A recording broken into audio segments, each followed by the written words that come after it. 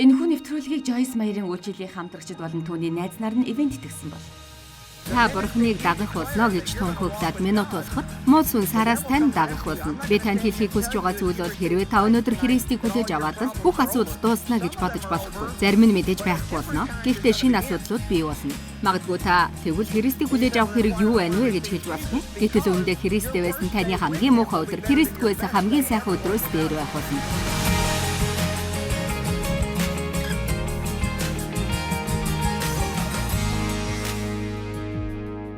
Сайн бодол танд боломж нээж, харин буруу бодол таныг боломжгүй болгодог.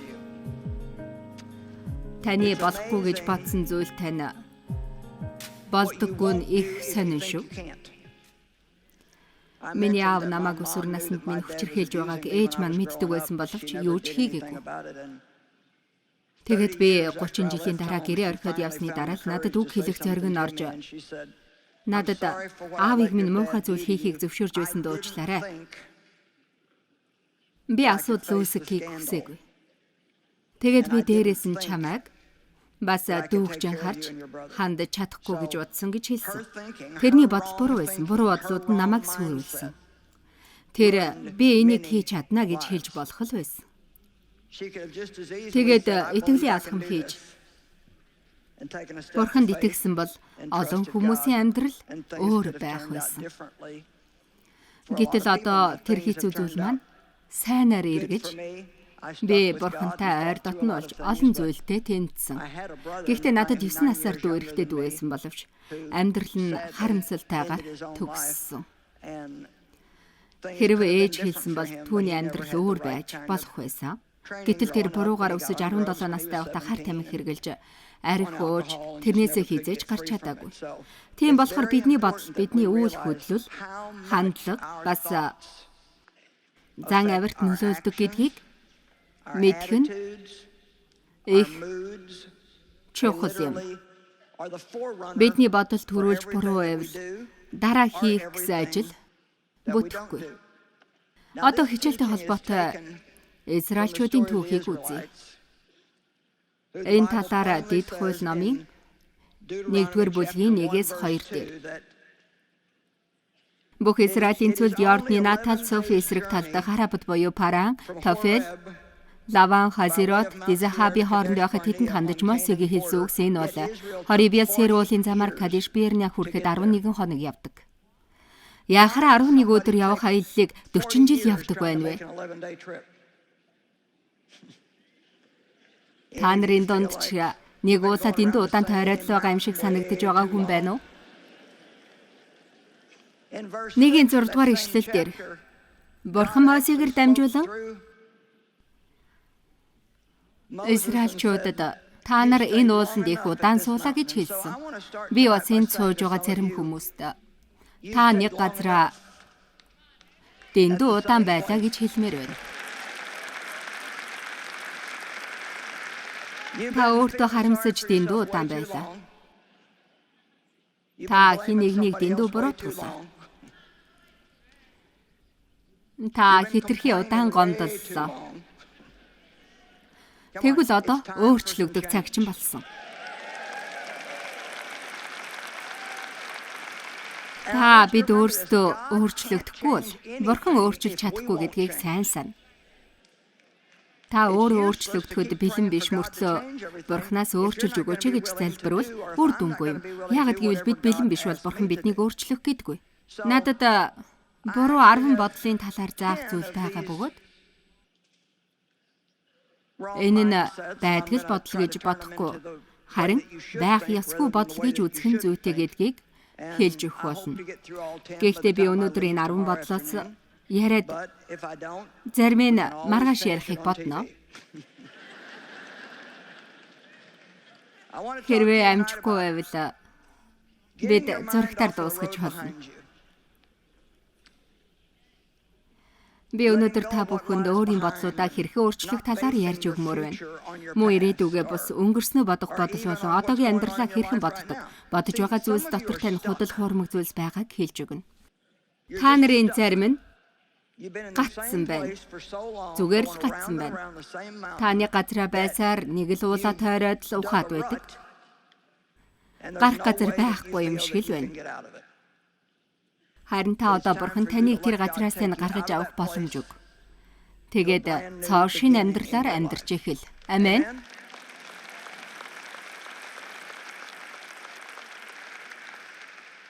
Библиэлд Бурхан Израильчуудыг дуудаж Египтээс гаргаж амлсан газартаа аваачих гээд би та нарыг авч гараад аваачих болно гэсэн. Бурхан таныг энэ газраас аваад илүү сайн газарт аваачихыг хүсэж байна. Гэтэл та яаж байна вэ? Та хуучин зүйлтэйгээ зурлаад байлгүй шин зүйл рүүгээ орох хэрэгтэй байна. Амен. Заримдаа бид хоёр талаасаа татагдаад байгаа юм шиг л байдаг. Бурхан таныг урагшин татаад та болохоор хуучин зүйл рүүгээ татагдсаар байдаг. Нэг зүйлийг авахын тулд нөгөөхөө хайдаг байх хэрэгтэй. Амен. Та нэг зүйл рүү явахын тулд нөгөө зүйлээ орхих хэрэгтэй байдаг. Бурхан үнэхээр хийж байгаагаа мэддэг. Харин тэр биднийг ямар нэг зүйл рүү хөтлөхдөө одоо байгаа зүйлийг тань харуулахыг хүсдэг. Энээс болоод айдас бий болдог. Яг л Авраамд тэр амьдарч байгаа газраа орхи. Тэгээд миний зааж өгөх газарт оч гэж хэлсэн шиг байна. Яг ийм байдалтай байгаа хүн байна уу? Та нэг зүйлээ ардаа орхиод хаях болохоор бүр бодолдог. Дараа нь юу болохыг мэдэхгүй болохоор юу хийхээ ч мэддэггүй. Тэгэхээр яг үнэндээ юу гэж бодож байна вэ? Та мэдээд байх шаардлагагүй. Бурхан мэдж байгаа.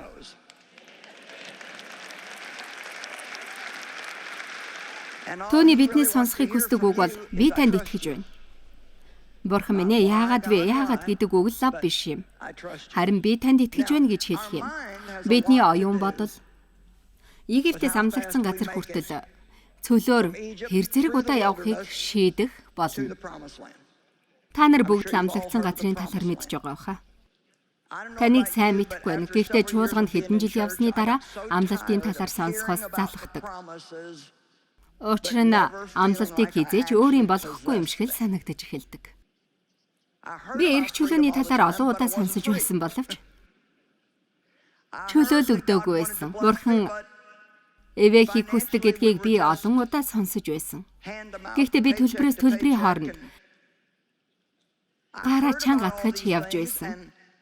Би иймэрхүү олон зүйл сонсож бас итгэж байсан ч эсвэл итгэж байгаа гэж боддог байсан боловч миний амьдралд юр хэрэгжээгүй. Та нар дунд иймэрхүү хүн байна. Чуулган дээр за гэд бүр ядартлаа хэлээд гэхдээ тэнд байхад сайхан л байдаг. Тэгээ гэртээ ирэхэд амлалтанд хүрмээр байдаг ч нөгөө л утгагүй амьдралтайгаа байсаар л байдаг. Израильчууд Бурханы амласан газрыг эзэлмээр л байсан. Тэр газар нь сүү болон зүгийн бал урссан газар байсан гэсэн нь сайн бүхэн байсныг илтгэнэ. Бурхан бидэнд сайн бүгдийг л хүсдэг. Библиэлд Бурханыг хайрладаг нэг нь нүд үзээгүй, чих сонсоогүй сайхан зүйлсийг Бурхан аль хэдийн бэлдсэн түүнд хадгалж байгаа гэж хэлдэг.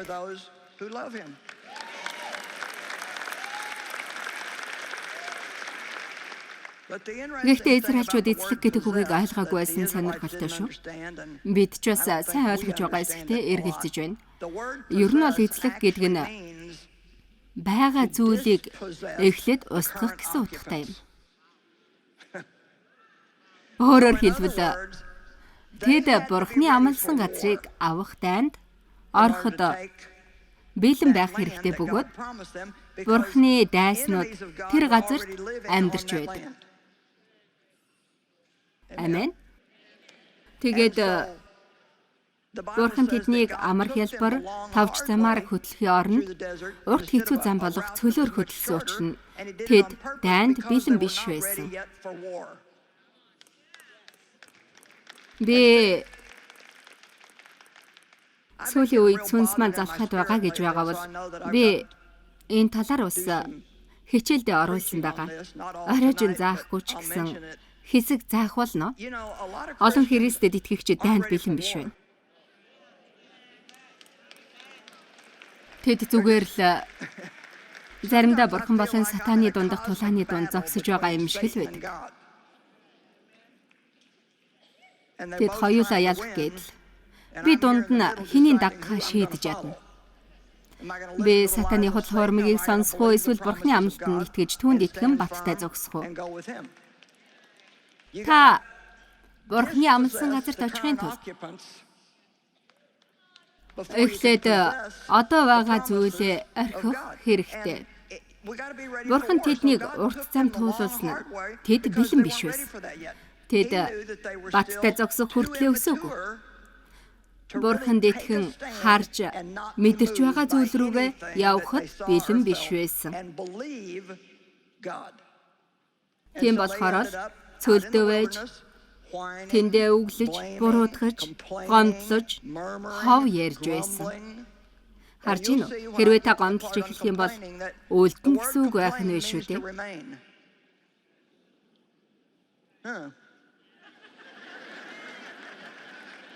Яна, гомдлоод үлдэх нь байна. Магтаад өргөгдөх нь байна.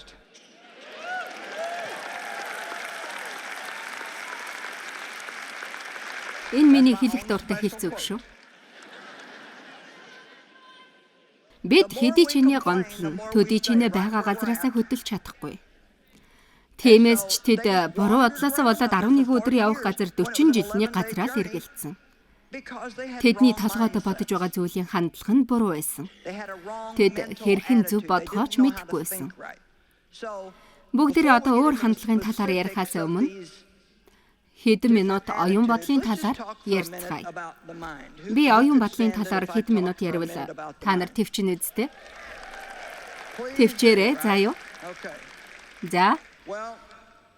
Одоо сургалт үгс 23-ийн 7-г үзье. Тэрээр хоолойд торох хялгас мэт агаад энэ үнэхээр сонирхолтой бичээсээ үгс шүү. Колосай 3:1-2. Тиймээс хэрвээ та нар Христтэй хамт амьлуулагдсан юм бол дээгүүрхийг хай. Тэнд Бурханы баруун талд Христ заларч байгаа. Газар дээрхийг бус дээгүүрх зүйлсийг ирмэлз.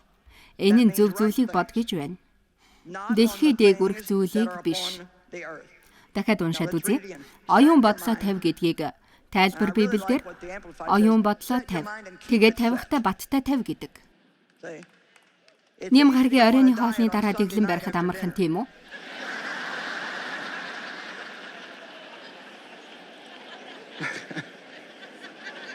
Харин мигмар гараг дэглэм дуусгаар хэцүү. Та бүгдийг бараг ширээтэй хамт идчихмээр байдаг.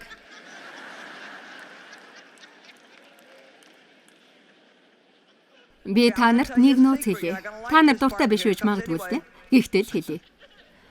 Хэрвээ та үнэхээр ялалтанд хүрмээр байгаа бол баг зэрэг шархалахад бэлэн байх хэрэгтэй.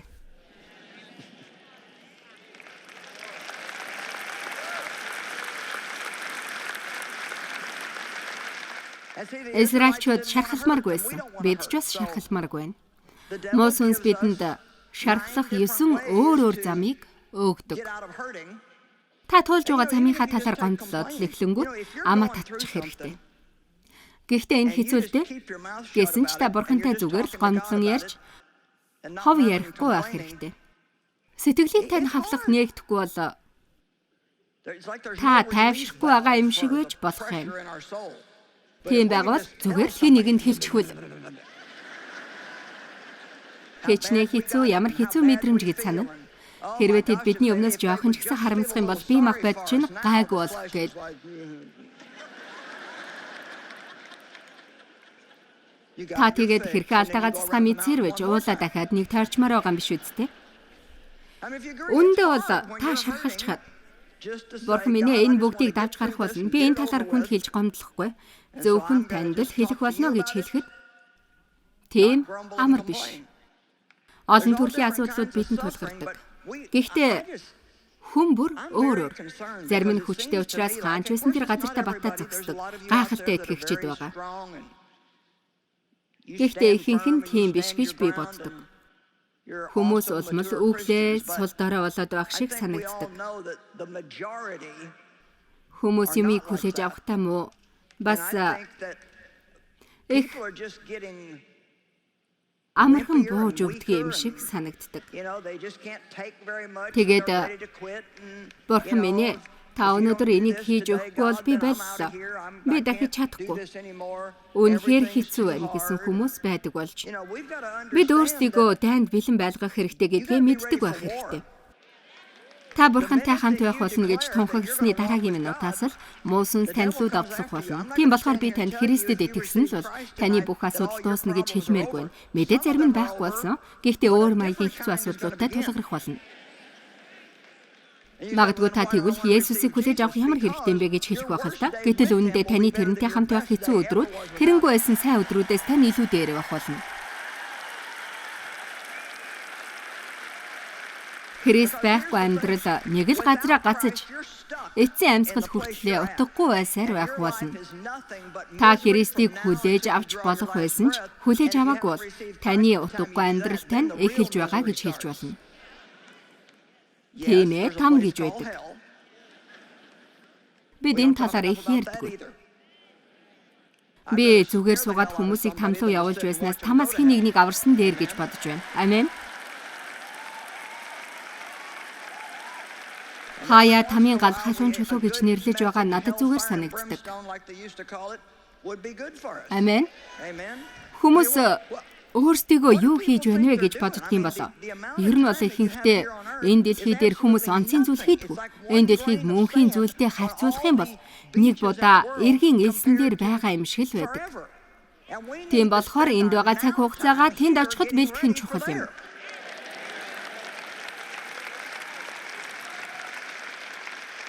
Тэгээд бид өөрсдөө л хараагаа тавихаа болж өөрсдийнхөө тухай бодохоо болж харин та бусдад юу хийж болохыг бодох нь зүйтэй юм. Би өнөөдрийн Наталигийн дуулсан дундууртай та гайхамшиг байж болно. Хүн болгон л гайхамшигыг хүсдэг. Гэхдээ өөрөө гайхамшиг байна гэж юу гэсэн үг вэ? Хэн нэгний ямар нэг зүйл болох гэж юу гэсэн үг вэ? Хэрвээ та эхэлж чадах юм бол өөрийгөө зориулж амьдрч чадна. Тэгснээр та дотроо үр жимсээр дүүрэн байх болно. Цүл бол говь шиг хүндий газар. Зарим хүний сэтгэл цүлд байж болно. Хуурай, хоосон, тийм болчихсон ад жаргалгүй итгэгчид маш олон байдаг. Энэ чинь оксиморон. Христэд итгэгчид энэ дэлхий дээр хамгийн баясгалантай нүртэй байх ёстой хүмүүс байдаг. Гэтэл тийм биш байна. Яагаад гэхээр бидний дайсан бидний араас явж байгааг бид мартдаг. Тэр хизээж ялахгүй. Есүсийн энд ирсэн зорилго нь 21-ний ажлыг устгах байсан. Бид аль хэдийн ялсан. Тийм болохоор баттай зогсох хэрэгтэй. Учир нь бид бол Христээр хайрлуулж ялсан нэг юм.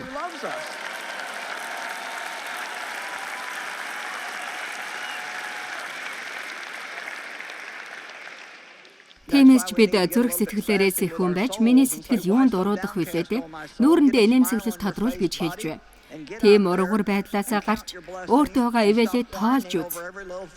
Та магадгүй Жойс, хэрвээ та миний амьдралаар амьдарч үзсэн бол та твчгүй. Ингэж ч хэлэхгүй дээ гэж хэлэх байх. Та миний амьдрал ямар гэдгийг мэдэхгүй. Та мэдэхгүй шүү. Таны харж байгаа энэ багахан хэсэг зүйлээс их зүйл болж байгаа шүү гэж би та нарт хэлнэ. Хэрвээ муу сүнс чамайг гэтэж байгаа бол тэр талаар нь та хичээл заагаа дараас чинь гэтгэв гэж хараарай. Тийм болохоор та дотроо би ямар ч замаар явж бай ялах болно. Би зогсохгүй. Би бууж өгөхгүй гэж хэлж бай. Бурханы нэгүслэр би түүний хүссэн хүн болох болно. Түүний хүссэн зүйлийг хийх болно. Тэгээд түүний надад өгснийг авах болно.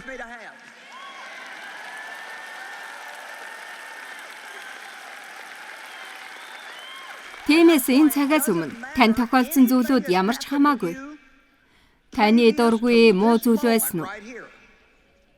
Тэгвэл тэр зүйлээ хайж явуул. Тэгээд та энэ бол миний амьдралын эхний өдөр. Би үлдсэн амьдралаа өмнөх амьдрал шигэ өнгөрөөхгүй гэж хэлэх хэрэгтэй.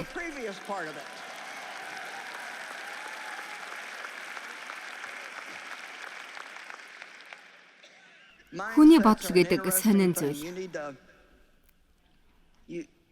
Заримдаа бид муу өдрийг өөрсдөө бий болгодог. Буруугаараа битгий ойлгоорой. Заримдаа бид хайртай хүмүүсийн алдсан тэр өдрөө сэтгэл өвддөг. Миний аав эгч эзэн рүү аль хэдийн утсан өөрийн нөхрөө өнгөрөөд 15-аас 20 жил болсон ч хэдийгээр авах ах маань итгэгч хүн байсан ч тэгээд мөнхийн улсад байгаа гэдгийг мэдэж байсан боловч жил бүр тэрнийгээ дурсаж харамсдаг байсан.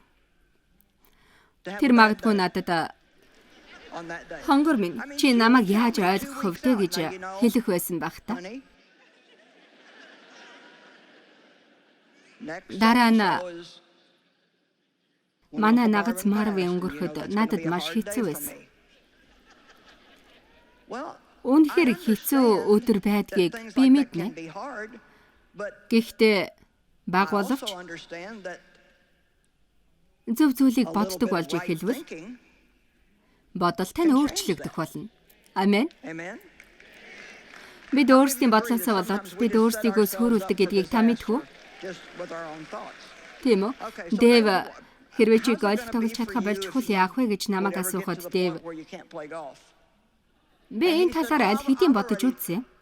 Сэтгэлээ бэлдсэн байгаа. Ямар ч байсан баяртай хийвэрэй байна гэж хариулсан. Харин ихэнх хүмүүс яана гэж бодож байна вэ? Би гольф тоглохоо болж юм бол юу хийх болж байна вэ? Бурхан минь, би өөдснээсээ болоод гэж хэлэх байх. Тэгсэн тэр би яахчгүй би оюун санаагаа аль хэдийн бэлдсэн. Ямар ч үед баяртай байна гэж хэлж байдаг. Тэгэхээр юу гэж бодож байна уу? Та нар нөхцөл байдал өөрчлөгдөхгүй бол би аз жаргалтай байж чадахгүй гэж шийдвэр гаргахын оронд энэ жишээнээс багч болов суралцаарай. Та минутын өмнө энэ нөхцөл байдал өөрчлөгдөхгүй бол би аз жаргалтай байж чадахгүй гэж хэлснээрээ та муу сүнсэн дохио өгчлөө. Одоо тэр галаа өрдөж байгаа та. Та нар зуух яаж галахыг мэдэж байгаа тийм үү?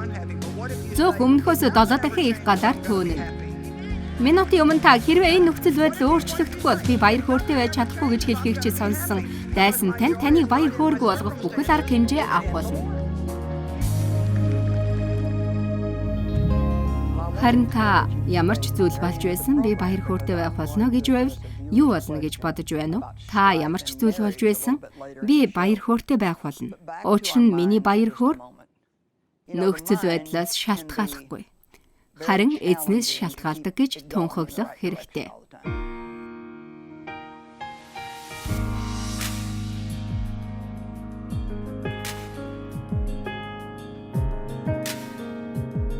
Энэхүү нэвтрүүлгийг Жойс Майерын үйлчилгээ хамтрагчид болон түүний найз нар нь ивент итгэсэн байна.